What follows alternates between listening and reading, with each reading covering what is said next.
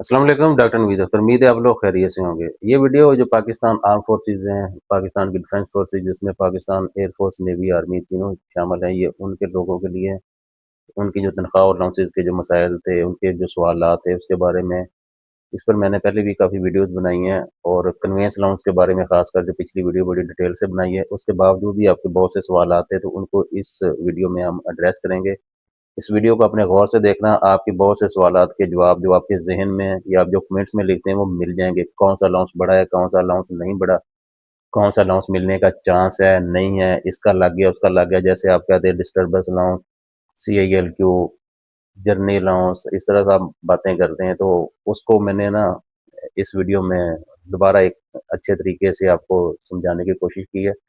Video शुरू करने से पहले इस चैनल को आप सब्सक्राइब कर लें और बेल आइकन दबा दें।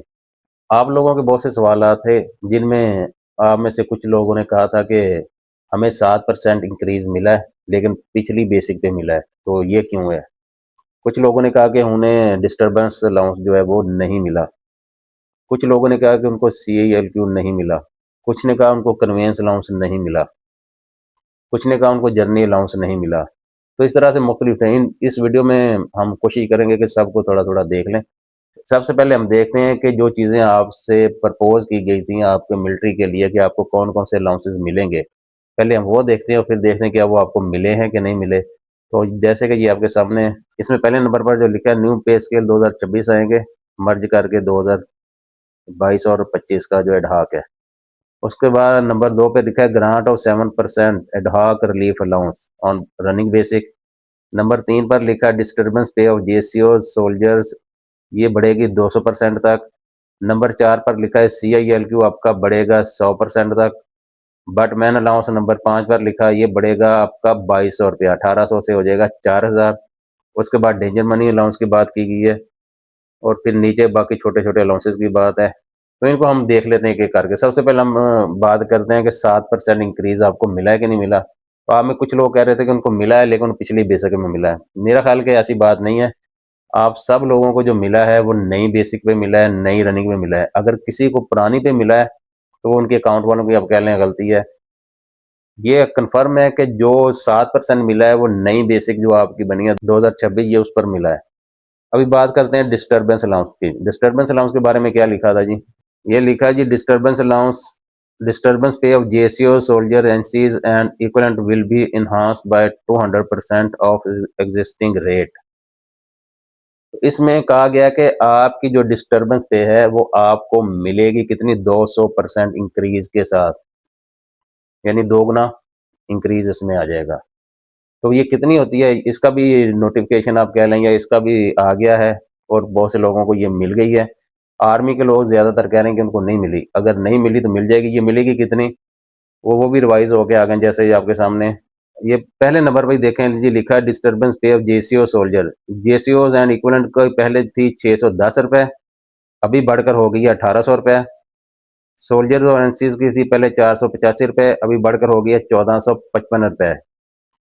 तो इसी तरह से आप देख लें कि 200% इसमें इंक्रीज, जिस तरह वो लिखा था पहले पेपर में, इसी तरह बिल्कुल 200% इंक्रीज आया है। तो जेसीओज की जो बढ़कर हो जाएगी 1830 और सोल्जर की हो जाएगी 1455, और जेसीओ को आप कह लें कि 1220 रुपये का फायदा हो जाएगा और एनसीओज को 970। तो ये आपकी बढ़ गई है। अभी आपका ये सवाल कि आर्मी वालों को या कुछ लोगों को नहीं मिली, अगर नहीं मिली तो उनको मिल जाएगी, क्योंकि ये आपके सामने जैसे मैंने कहा इसमें आर्मी नेवी एयरफोर्स का अलहदा नहीं, सबका इकट्ठा ही लिखा है। इन तीनों को मिलेगी और बहुत से लोगों ने ये लिखा है कि उनको मिल गई है। तो अगर कुछ लोगों को मिल गई है इसका मतलब दूसरों लोगों को भी मिल जाएगी। डिस्टर्बेंस पे आपकी बढ़ गई कितनी? 200% बढ़ गई है। अगर इस दफ़ा नहीं मिली तो अगली दफ़ा मिल जाएगी। आगे बात करते हैं सीआईएलक्यू की। सीआईएलक्यू के बारे में क्या लिखा था? ये नंबर 4 पे लिखा था जी, सीआईएलक्यू टू जेसीओज NCOs soldier NCOs and equivalent will be enhanced by 100% of existing rate. तो आपका जो सीआईएलक्यू है वो 100% बढ़ गया। डिस्टर्बेंस आपकी 200% बढ़ी थी, सीआईएलक्यू आपका 100%। सीआईएलक्यू होता क्या? यहाँ से कुछ लोगों को थोड़ी सी कन्फ्यूजन आ जाती है। ये वो आप कह लें अलाउंस है कि जो लोग गवर्नमेंट के क्वार्टर में नहीं रहते उनको गवर्नमेंट देती है। अभी आप में से बहुत से लोग कहते हैं कि उनका तो लगा नहीं है। आप पहले ये देखें कि पहले आपको सीआईएलक्यू मिल रहा है कि आप गवर्नमेंट के क्वार्टर में रह रहे हैं। अगर गवर्नमेंट के क्वार्टर में रह रहे हैं तो फिर आपको ये नहीं मिलेगा। ये उन लोगों को मिलता है जो गवर्नमेंट के क्वार्टर में नहीं रहते, क्योंकि उन इन लीव है ना, compensation in leave of quarter, तो ये उनको मिलता है। इसलिए अगर आप गवर्नमेंट के क्वार्टर में रह रहे हैं तो फिर तो आपको नहीं मिलेगा।